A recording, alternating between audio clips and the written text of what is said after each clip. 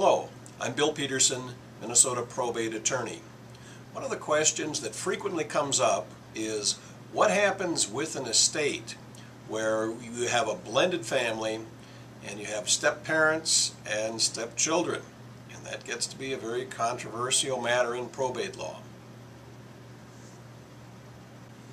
In fact, one of my clients once came in and said, "My stepmother is taking my inheritance." Well, let me tell you a story.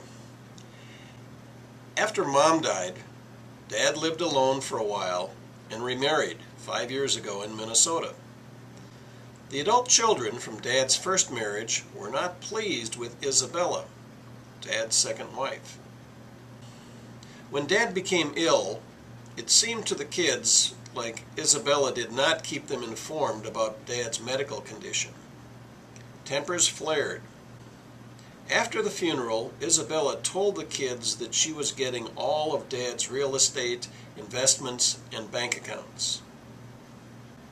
Now, the kids believed that Isabella was stealing what they should be inheriting from their father. Well, who is right?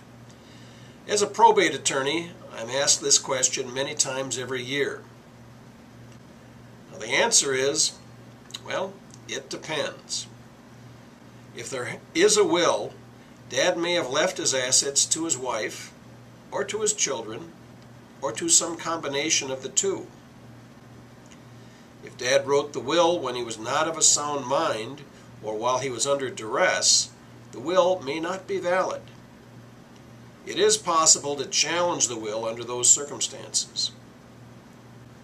If Dad and his second wife had their assets in joint tenancy, the spouse may get all of those assets.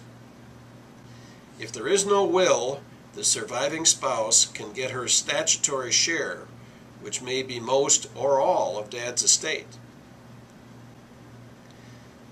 If the homestead was titled in Dad's name, the spouse may be entitled to live in the house during her lifetime, and then the home may belong to the kids.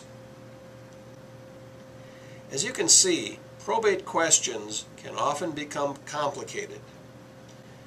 The issue can become even more complex when there are several marriages of the decedent, especially if there are children from an earlier marriage. Well, do you remember the fairy tale of Cinderella? She was the daughter of her father's first marriage, and her mother was very cruel to her. Now, actually, I've thought about that from time to time, and I've thought that if the stepmother had written the story, she might have said that Cinderella was really a horrible child. But that's a matter of the viewpoint.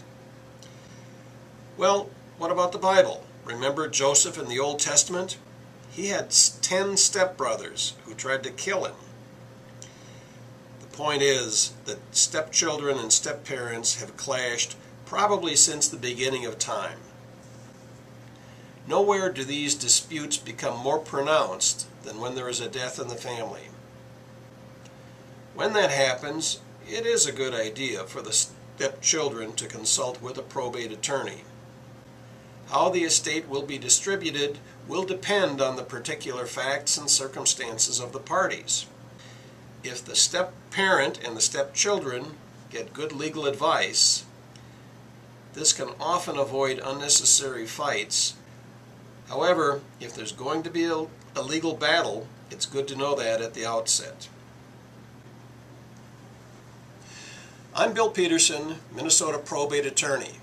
Please feel free to give me a call at our toll-free number 1-888-910-5297, and I'd be happy to talk to you about your probate needs.